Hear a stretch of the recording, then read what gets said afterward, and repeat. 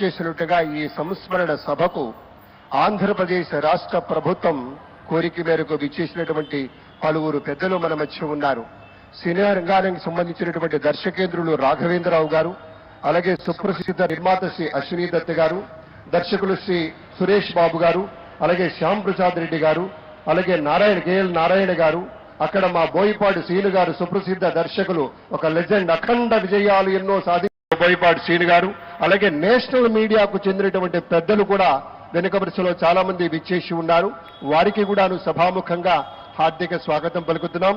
ఈ పెద్దలందరి యొక్క సమక్షంలో ముఖ్యమంత్రి వర్యులు శ్రీ చంద్రబాబు నాయుడు గారు విచ్చేసిన తర్వాత అక్కడ ప్రత్యేకంగా ఏర్పాటు చేసినటువంటి ఒక ఫోటో ఎగ్జిబిషన్ ని ఆవిష్కరిస్తూ దాన్ని చూసుకుంటూ వేదిక వద్దకు వస్తారు. ఒక 2 నిమిషాలు మౌనం పాటిస్తాం. ఆ తర్వాత పెద్దల యొక్క స్పందన ఉంటుంది. వారి మనసులోని మాటల్ని ఆవిష్కృతం చేస్తారు.